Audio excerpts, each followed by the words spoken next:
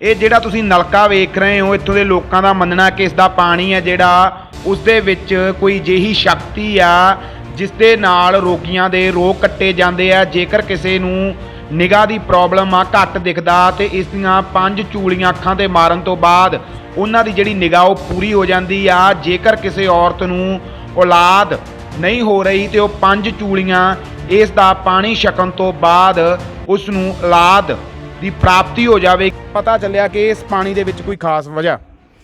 ਵੀਰ ਜੀ, ਮੈਂ ਤੁਹਾਡੇ ਮੀਡੀਆ ਦੇ ਰਾਹੀਂ ਆਮ ਲੋਕਾਂ ਤੇ ਖਾਸ ਲੋਕਾਂ ਨੂੰ ਇਹ ਦੱਸਣਾ ਚਾਹੁੰਦਾ ਕਿ ਜਿਹੜੀ ਇਹ ਨਲਕੇ ਵਾਲੀ ਜਗ੍ਹਾ ਹੈ, ਇਹ ਇੱਥੋਂ ਦੇ ਗੱਦੀ ਨਸ਼ੀਨ ਧੰਨ ਧੰਨ ਬਾਬਾ ਪਰਮਜੀਤ ਸਿੰਘ ਜੀ ਦੀ ਜੱਦੀ ਜ਼ਮੀਨ ਸੀਗੀ ਤੇ ਬਾਬਾ ਜੀ ਬਾਹਰ ਲੈਬਨਾਨ ਦੇ ਵਿੱਚ ਸੀਗੇ ਤੇ ਬਾਬਾ ਜੀ ਦੇ ਨੇਤਰਾਂ ਤੋਂ ਦਿਸਣਾ ਹਟ ਗਿਆ ਸੀਗਾ, ਨਿਗਾਹ ਘਟ ਗਈ ਸੀ ਤੇ ਬਾਬਾ ਜੀ ਨੇ ਲੈਬਨਾਨ ਦੇ ਵਿੱਚ ਬੜਾ ਇਲਾਜ ਕਰਵਾਇਆ ਪਰ ਕੋਈ ਉਹਨਾਂ ਨੂੰ ਲਾਭ ਨਹੀਂ ਮਿਲਿਆ। ਫਿਰ ਇੱਧਰ ਇੰਡੀਆ ਦੇ ਵਿੱਚ ਆ ਕੇ ਆਪਣੇ ਪੰਜਾਬ ਦੇ ਵਿੱਚ ਵੀ ਇਲਾਜ ਕਰਾਇਆ ਤੇ ਬਾਬਾ ਜੀ ਨੂੰ ਇਲਾਜ ਨਾ ਹੋਇਆ।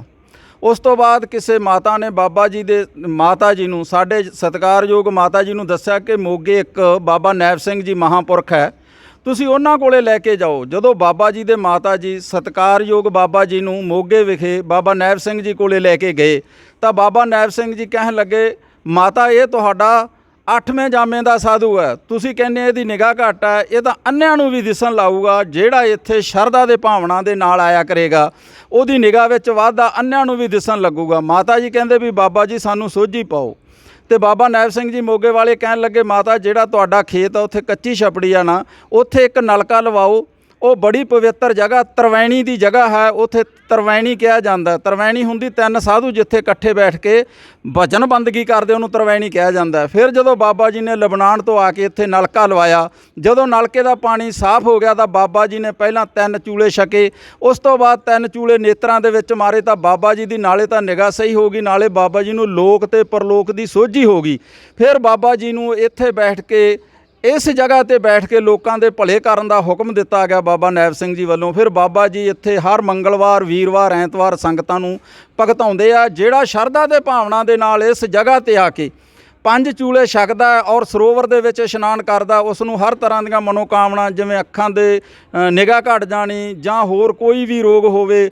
ਮੈਂ ਆਪ ਅੱਖੀ ਦੇਖਿਆ ਕਿ ਇੱਥੇ 24 ਸਾਲ ਤੋਂ ਜਿਨ੍ਹਾਂ ਭੈਣਾਂ ਨੂੰ ਪੁੱਤਰ ਦੀ ਦਾਤ ਨਹੀਂ ਸੀ ਪ੍ਰਾਪਤ ਹੋਈ, 5 ਇਸ਼ਨਾਨ ਕਰਨ ਨਾਲ ਔਰ 5 ਚੂਲੇ ਛਕਣ ਦੇ ਨਾਲ ਉਹਨਾਂ ਨੂੰ ਪੁੱਤਰਾਂ ਦੀ ਦਾਤ ਪ੍ਰਾਪਤ ਹੋਈ ਹੈ। ਕਈ ਇੱਥੋਂ ਮੇਰੀਆਂ ਭੈਣਾਂ, ਮੇਰੇ ਵੀਰ, ਮੇਰੇ ਬੱਚੇ 5 ਚੂਲੇ ਛਕਣ ਨਾਲ ਤੇ ਇਸ਼ਨਾਨ ਕਰਨ ਨਾਲ ਵਿਦੇਸ਼ਾਂ ਦੇ ਵਿੱਚ ਬੈਠੇ ਆ, ਬੜੇ ਸੈੱਟ ਹੈ, ਜੋ ਕਿ ਅੱਜ ਵੀ ਬਾਬਾ ਜੀ ਨੂੰ ਫੋਨਾਂ ਤੇ ਵਧਾਈਆਂ ਦਿੰਦੇ ਆ।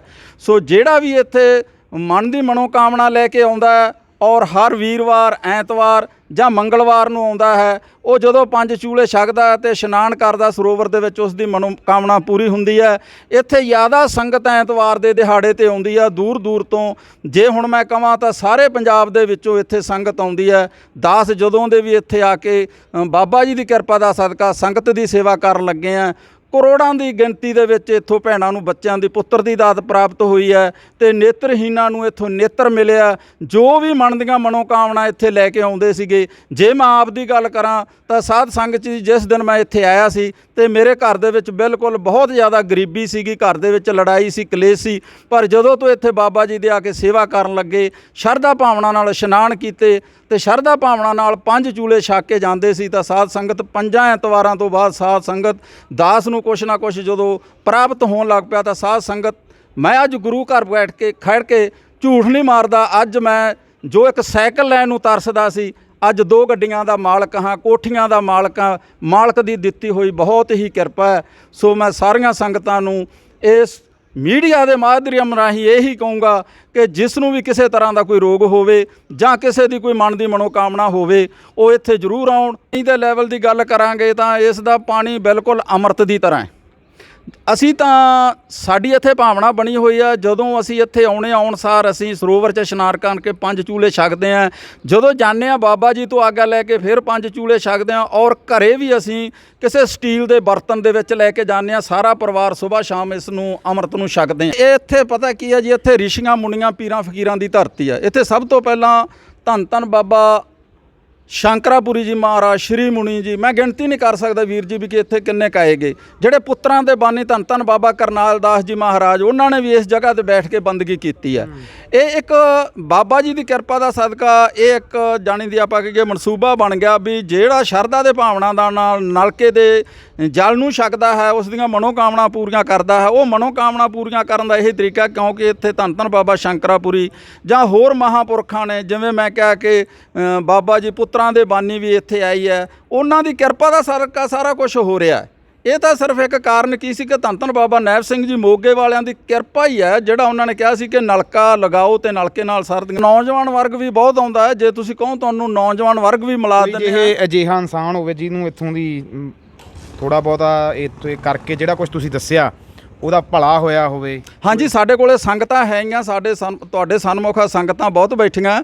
ਜਿੰਨੇ ਮਰਜ਼ੀ ਸੰਗਤ ਨਾਲ ਤੁਸੀਂ ਵਿਚਾਰ ਕਰੋ। ਇਹ ਨੌਜਵਾਨ ਮੁੰਡੇ ਫਿਰਦੇ ਆ, ਨੌਜਵਾਨ ਸਾਡੇ ਸੇਵਾਦਾਰ ਖੜੇ, ਇਹਨਾਂ ਨੂੰ ਪੁੱਛ ਲਓ, ਇਹਨਾਂ ਦੇ ਵੀ ਮਨ ਦੀਆਂ ਦਾਸ ਹੀ ਇਹਨਾਂ ਨੂੰ ਲੈ ਕੇ ਆਇਆ ਸੀਗਾ। ਨੌਜਵਾਨ ਪੀੜ੍ਹੀ ਪੜ੍ਹੇ ਲਿਖੇ ਬੰਦੇ ਹੈਗੇ ਆ। ਜੇ ਮੈਂ ਗੱਲ ਕਰਾਂ ਕਿ ਮੇਰੇ ਨਾਲ ਇੱਕ ਜਦੋਂ ਆਏ, ਹੋ ਸਕਦਾ ਉਹਨਾਂ ਦੀ ਘਰ ਦੇ ਵਿੱਚ ਸ਼ਰਧਾ ਭਾਵਨਾ ਨਾ ਹੋਵੇ ਜਦੋਂ ਮੈਂ ਉਹਨਾਂ ਨੂੰ ਦੱਸਿਆ, ਪਰ ਜਦੋਂ ਇੱਥੇ ਆ ਕੇ ਉਹਨਾਂ ਨੇ ਸੰਗਤਾਂ ਨੂੰ ਦੇਖਿਆ, ਸੰਗਤਾਂ ਤੋਂ ਪੁੱਛਿਆ, ਸੰਗਤਾਂ ਦੇ ਵਿਚਾਰ ਸੁਣੇ, ਫਿਰ ਬਾਬਾ ਜੀ ਦੇ ਸਨਮੁਖ ਹੋਏ। ਜਦੋਂ ਬਾਬਾ ਜੀ ਨਾਲ ਵਿਚਾਰਾਂ ਹੋਈਆਂ ਤਾਂ ਉਹ ਮੈਨੂੰ ਜਾਣ ਲੱਗਾ, ਕਹਿੰਦਾ ਵੀ ਬਾਬਾ ਜੀ ਵਾਕਈ ਮੈਨੂੰ ਇੱਥੋਂ ਕੁਝ ਮਿਲੂਗਾ।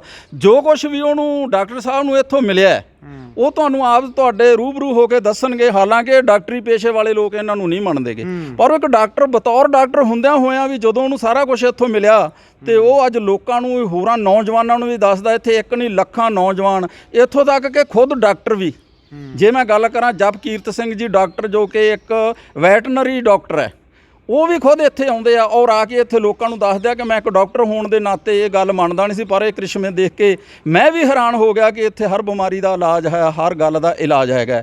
ਤੇ ਸੋ ਮੈਂ ਨਸੀਬ ਚਮਕਦੇ ਅਤੇ ਕਿਸਮਤ ਬਦਲਦੇ ਥੇੜ ਨਹੀਂ ਲੱਗਦੀ। ਮੁਸਲਮਾਨੀ ਰੂਹਾਨੀ ਅਤੇ ਕਾਲੇ ਇਲਮ ਦੇ ਮਾਹਿਰ ਗੁਰੂ ਜੀ ਸੁਲੇਮਾਨੀ 9915 15560 ਪਤਾ ਲੁਧਿਆਣਾ। ਚਮਤਕਾਰ ਹੁੰਦੇ ਦੇਖੋ ਆਪਣੀ ਅੱਖਾਂ ਸਾਹਮਣੇ। 100% ਗਰੰਟੀ ਨਾਲ ਪਾਓ ਹਰ ਪਰੇਸ਼ਾਨੀ ਦਾ ਹੱਲ।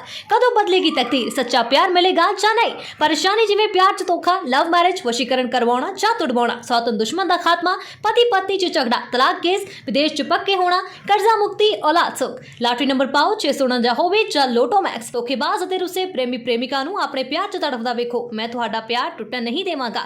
It's my promise. Guru ji Soleimani 9915 15560 ਪਤਾ ਲੁਧਿਆਣਾ।